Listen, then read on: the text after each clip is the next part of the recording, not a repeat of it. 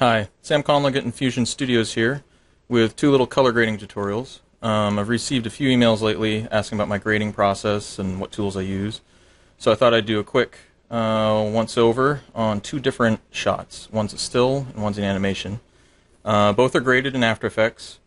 The first one I'm going to take a look at is using Magic Bullet Looks, which is made by Red Giant Software. And that's this robot portrait right here. The other shot we'll look at in part 2 is this animation, which is done by hand, or let's say color graded, what we would call by hand, just sort of vanilla After Effects color correction tools, and a few plugins as well, but I'll go over that layer by layer. So anyway, first, let's take a look at the robot. Okay, so in this part, we'll start with this Android render I did in Studio Max with V-Ray. And this is the finished look, or finished grade, and this is the original raw render as it came out of Max and V-Ray. And, you know, this is okay, but I tend to like to push things a little further for my stills and animations, do a little grading after the fact, a little focal blur, that kind of stuff, add a little atmosphere to it. Also, it tends to, you know, I think it's a good idea to try to avoid some of the telltale, you know, crisp CG stuff. Give it a little more character, a little more life. Usually, by adding imperfection is really what you're gonna be looking to do, is emulate what the real camera, what a real camera would do in real life situations, and what real surfaces might do. And also, we'll talk a little bit about 32-bit. So, first thing is we want to make sure that our workspace is 32-bit. Mine's already set up for it, but here's where you go. And in this case, I'm just going to, you know, this would have been at 8-bit. I'm switching it over to 32-bit float.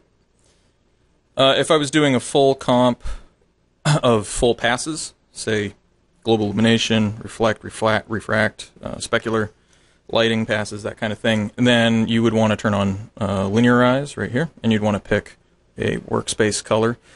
We'll take a look at that in part 2, though it's not a full pass setup, but we'll use that setup there. When using Magic Bullet Looks, you really need to leave it just like this. It doesn't like linearize, so we'll keep it like this. Now that our comp is set up for 32-bit, a note about, you know, the way that I'm bringing in the file. So I'm using OpenEXR, 32-bit OpenEXR, and that's just, like I said, how it's coming straight out of V-Ray. I'm also not clamping it. In V-Ray, you have an option to clamp your highlights or your lights and your darks. And I try not to clamp if I can. Sometimes I can add significant render time if you really have some crazy overbrights, or it will cause what we call fireflies, where you get these crazy bright spots. But if your lighting's balanced, in this case, this scene, it was just an HDRI light, so that wasn't too hard to do. So I went ahead and just told it not to clamp, and the reason being is that you can, if you're using true, you know, 32-bit in your comp and 32-bit in your footage that you bring out, you can do things like this. So let's just real quick throw an exposure in here. This is an exposure effect. I'm just, after the fact, you know, re-exposing the image. And with 32-bit, you get a much broader range of color information. You're not restricted by the 8-bit color range, which is much smaller. So as I bring this down, if we zoom in and take a look, you're going to see that it actually recovering detail, fine details, that were lost when we were at our original exposure. So all along here, any surface information right here was totally gone. Bring it down to -2, and suddenly that pops back in. It's actually there. So I can't think of a better way to kind of demonstrate, you know, really the reason for 32-bit being a preferred workflow. Whether you're color grading, no matter what you're doing, the flexibility you have afterwards is just huge. If this was an 8-bit image and we had this, that's it. That's all you've got. You've got white here now. Your highlights are just blown out, and that's how it is. So it just, yeah, it just makes life much easier when you're doing any color correction or re-exposing of your footage and you want to bring some of that stuff back. Anyway, just a little note about OpenEXR. Okay, so now what we'll do is we'll create a new comp. So we're just going to build this up from scratch. So we're going to go ahead and drag this over here, create a new comp. I'm going to name my root layer just robot. And the only other layer we're going to have in this comp is just a new adjustment layer. And we're going to call that look. And then we're going to go over into the effects panel here, and we're just going to apply looks. And we'll go ahead and zoom out. The real magic with the grading is going to happen in Magic Bullet Looks. So we're going to go ahead and pop open the edit, pop open the user interface for looks here. So I won't go over, I can't go over all the tools. There's a ton of tools in here. And I can't really speak highly enough about, for grading. This is just a lifesaver. This is a great toolkit. And it makes things really responsive and actually kind of fun to do it. Doing it by hand can be fun too, but this is a little smoother. So we get our image here. Notice this is not the After Effects viewport. It is sort of like a little separate app. So it loads this still up. And then we can bring in whatever we want to do here. So what I'm going to do is just kind of rebuild. It may not be exactly like the other finished image. We're just going to kind of fly by the seat of our pants and quickly put a look together, or a grade.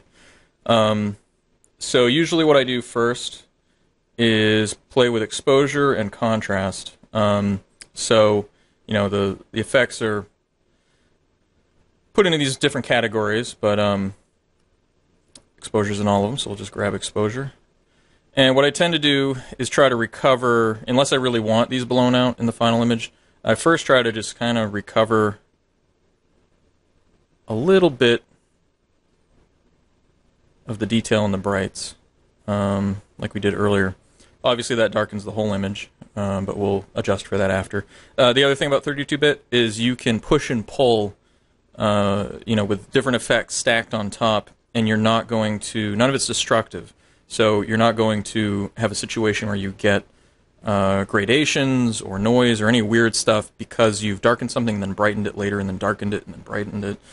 That's pretty typical in 32-bit grading, that you're going to be pushing and pulling different elements as you go. So the first thing I want to do here is I'm just pulling this back, and the reason I wanted these highlights kind of pulled back is because the nice thing about this model is the textures. The model's pretty simple, but the textures are nice and have some variation in them, so I want that to come out. So there's our exposure. These you can turn on and off, and as we line them up, you'll see once you have multiple, then if you want to basically mute them, you can just turn the whole tool chain off too, to always check in on what your original looked like, in case you forgot. So the next thing we're going to add is some curves. So this is like curves in After Effects.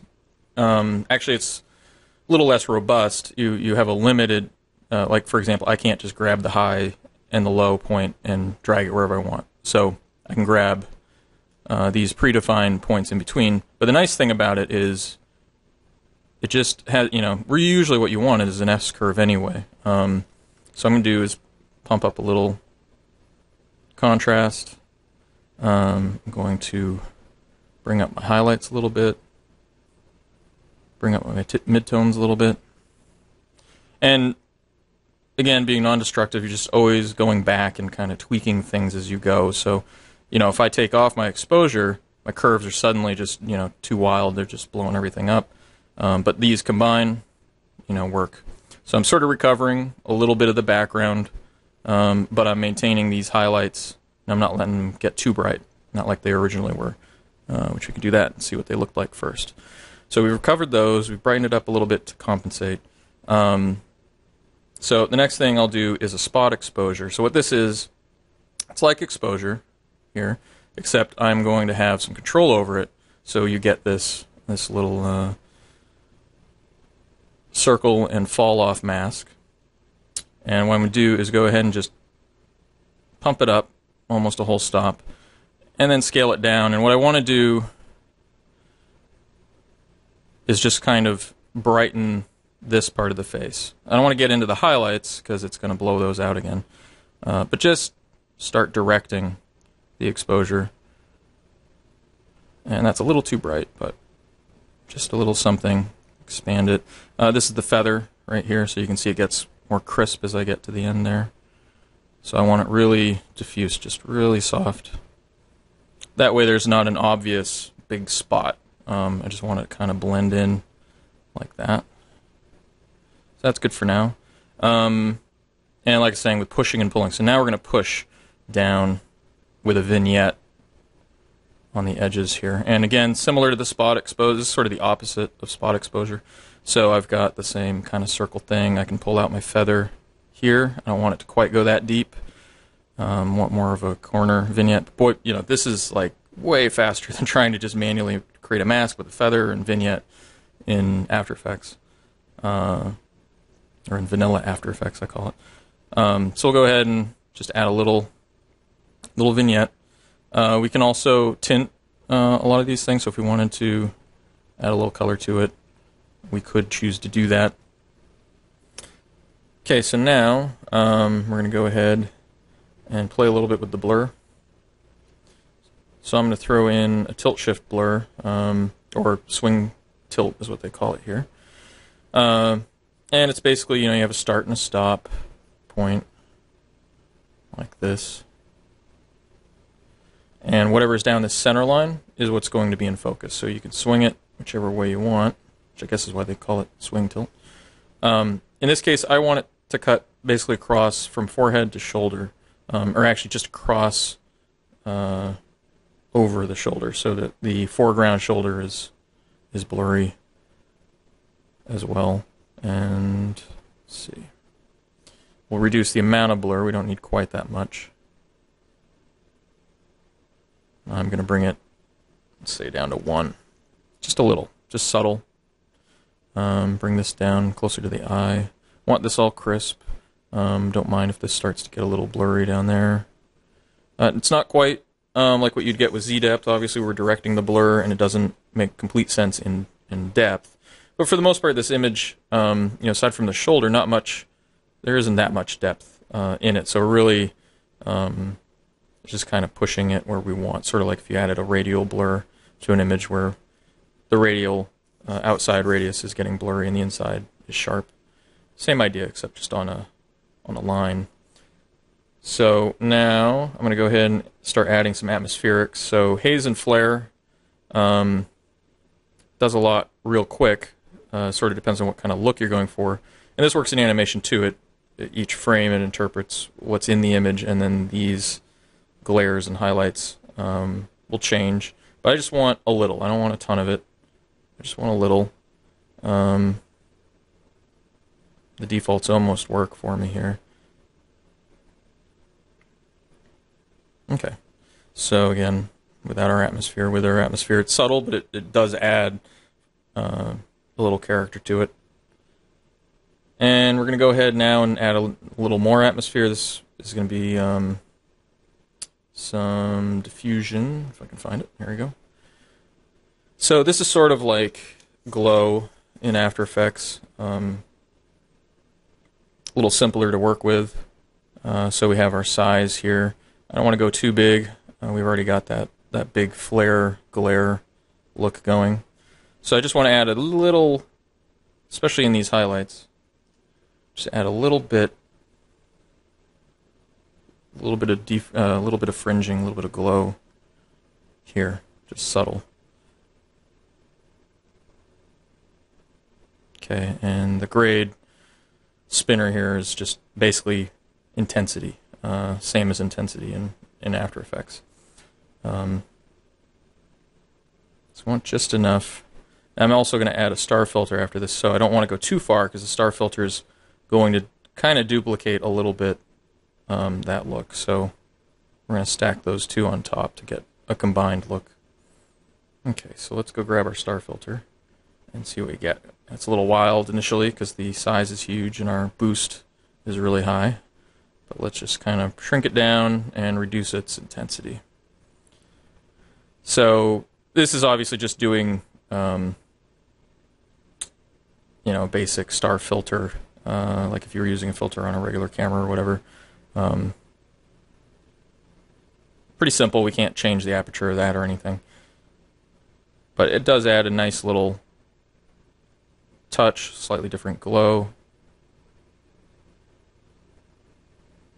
We also want our threshold to not be too low. If we go too low, it affects everything. So we'll pump that up.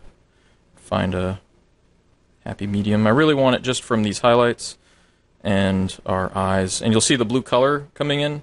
So what's happening there is, since we're in 32-bit, again, there's color data that you can't necessarily see at certain exposure levels. So the star filter and the diffusion are all capable of seeing that original color, even though when you get beyond, so 32 bits 0 to 1.0, and when you get color data beyond 1.0, it just looks like white on the screen. So what this is doing is pulling out the color, the original blue color that's there. So it's not tinted, it's not adding a blue color. We could tint it if we wanted to, but in this case it's just pulling out that original color. We do start to lose our highlights again, so like I was saying, pushing and pulling always. So these highlights are fine. These ones just start to blow out a bit, but I'm okay with that right now. So again, down here, these little specks are getting a nice little star filter look. That's maybe a little extreme. I'm going to increase the size and reduce the boost. So just a touch of it. Okay, that's pretty good. So we'll zoom back out. And now we'll go ahead and we're going to add a colorista pass here. Do the three-way. And this is more of a straight ahead, if you want to talk about color grading, really just tweaking color. Some of what we're doing here is a bit beyond what I would term color grading. It's effects and other things, but it's all to build the final look. So this basically is, color wheels for highlights, midtones, shadows. And I like to use it for building color contrast. So regardless of what your original color of your shot is, in this case it's pretty bland. It's really one tonality. It's pretty warm, and it doesn't transition through the shadows or highlights into anything else. It's one monolithic kind of color look. So what I want to do is add a little blue to my shadows, and I'm going to go on the other direction with my highlights. So warmer highlights, bluer shadows, which kind of implies maybe tungsten key lights, and your shadows could be ambient daylight or night light or fluorescence or whatever. We're not really worried about the reality of a light setup here. We're just kind of playing with the color until we like it. So, and then midtones I could leave in the middle. I could go in one direction or the other. I might go slightly purple, just a hair, and again we can just tweak it. Now we're losing, when we do this, we're losing a bit of our atmospheric. So another thing you can do is determine where in the process something's happening. So think of it sort of as a left to right application. Subject would be things that would happen on set in camera, or let's say, lighting a subject. Matting would be what's the camera, say you have a matte box or a dirty lens or that kind of thing. Diffusion, star filter, that kind of stuff is what's happening in the glass. Same thing with vignette, the lens section obviously is well, actually matte, I guess, would be matte box. Lens, what's happening with the glass. Camera is what's happening in the camera, hence film exposure, that kind of stuff. And then over here to the right is post, which would be the last thing.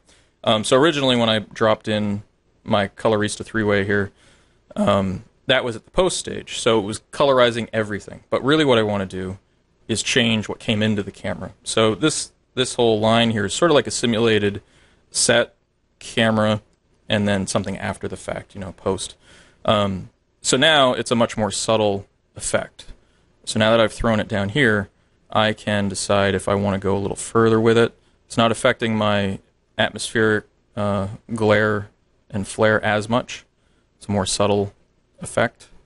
And you can just see that subtle blue coming in the shadows and the darks and the reflections. And we're getting a bit more of the yellow. Not sure I'm happy with the yellow. Let's try some other things. Might stay a little more white with it and just do a blue to white. Okay. Alright, I'm cool with that.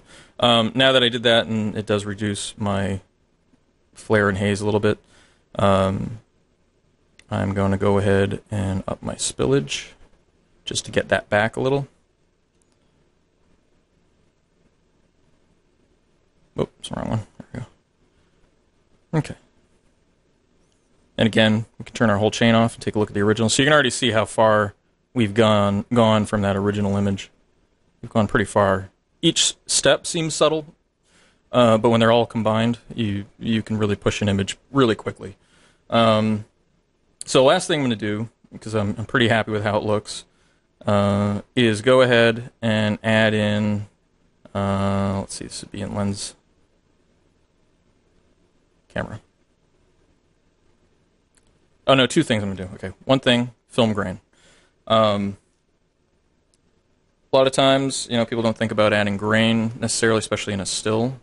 But when you have a CG, crisp, perfect background, I always recommend going with a little bit of grain, just something. So if we get in here, it's subtle, but in my opinion, it makes a big difference between a crisp CG image and one that's been pushed into a little more natural looks. Actually, that's maybe too much. Let's go to 1.2. So a touch of grain, just a little. It's more obvious in the highlights. Or go back to 2. Okay, that's pretty good. We'll stay zoomed in too, because what we're going to do here, we're going to add in some chromatic aberration. And what chromatic aberration is basically, and the reason it's in the lens section, is think of it as imperfections in the glass of your camera.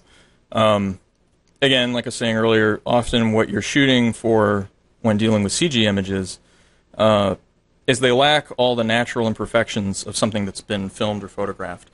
No matter how great a lens and camera you have, you're still going to end up with what we deem imperfections. Okay, so what we're going to do is we're just dividing the RGB channels. That's essentially what chromatic aberration is. So I'm going to push my red into the positive, my green just a little bit into the negative, and my blue, yellow, more into the negative. And we'll take a look. Okay. Alright, the easiest way, because it gets more intense the further from the center you get, easiest way is to look at the edge right here. So you see a lot of red there. And I'll just turn this on and off so you can see the difference. So it's maybe a little too subtle. You can start to see the separation of colors. So I'm going to push my reds even a little further, and my blues further.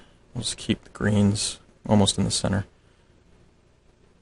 It's almost like a bad registration, print registration. The color channels are not lining up perfectly. And to look at it in isolation maybe seems a little strange. To see this edge here, is that desirable or not? Maybe that's a little too much. Try it again. There we go. But when you take a look at a section with fresh eyes, you don't quite spot it until you turn it off. So the little blue fringing here on the bottom, a little red on the top. So what these values do is basically shift it on the X and Y axis. Okay. So zoom out. So again, here's where we started. And we'll go ahead and hit finish.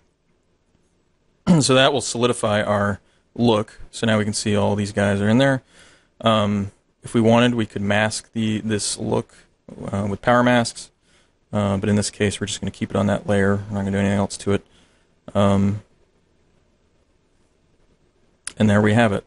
So that's sort of a quick run through, or maybe not so quick, run through of Magic Bullet Looks plugin for After Effects. That's one grading method we use pretty often, or I use often here. And in part 2, we will take a look, as I mentioned, at this animation. Now this is all graded, and the effects and everything are done in After Effects without Magic Bullet Looks. So this is, as far as the color is concerned, what we would call vanilla After Effects, just adding one color correction after another stacked on top of each other to get the look. So that is part 2, which will be in the next video. Thanks for watching.